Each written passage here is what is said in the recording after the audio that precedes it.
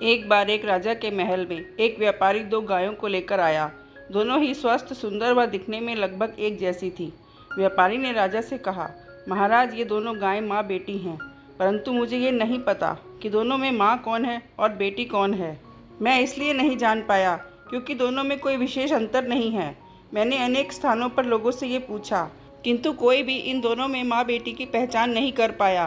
बाद में मुझसे किसी ने ये बताया कि आपका बुजुर्ग मंत्री बेहद कुशाग्र बुद्धि का है और यहाँ पर मुझे अवश्य मेरे प्रश्न का उत्तर मिल जाएगा, इसलिए मैं यहाँ पर चला आया। कृपया मेरी समस्या का समाधान किया जाए। ये सुनकर सभी दरबारी मंत्री की ओर देखने लगे। मंत्री अपने स्थान से उठकर गायों की ओर चला गया। उसने दोनों का गहराई से निरीक्षण किया, किंतु वो भी नहीं पहचान पाया कि वास्तव में कौन माँ है और कौन बेटी है। अब मंत्री बड़ी दुविधा में फंस गया। उसने राजा से माँ बेटी की पहचान करने के लिए एक दिन की मोहलत मांगी। घर आने पर वो बेहद परेशान रहा। उसकी पत्नी इस बात को समझ गई। उसने जब मंत्री से परेशानी का कारण पूछा तो उसने सारी बात बता दी। ये सुनकर उसकी बुद्धिमती पत्नी बोली, अरे बस इतनी सी बात है, ये तो मैं भी बता सकती हूँ।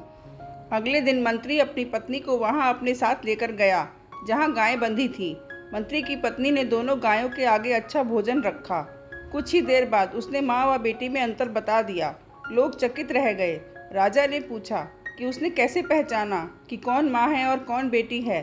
तो मंत्री की पत्नी बोली, पहली गाय जल्दी जल्दी खाने के बाद दूसरी गाय के भोजन में मुंह मारने लगी और दूसरी वाली ने पहली वाली के लिए अपना भोजन छोड़ दिया। ऐसा केवल एक माँ ही कर सकती है, यानी दूसरी वाली माँ है। माँ ही बच्चे के लिए भूखी रह सकती है। माँ में ही त्याग, करुणा, वात्सल्य, ममत्व के गुण विद्यमान होते हैं। इस दुनिया में माँ से महान कोई नहीं है।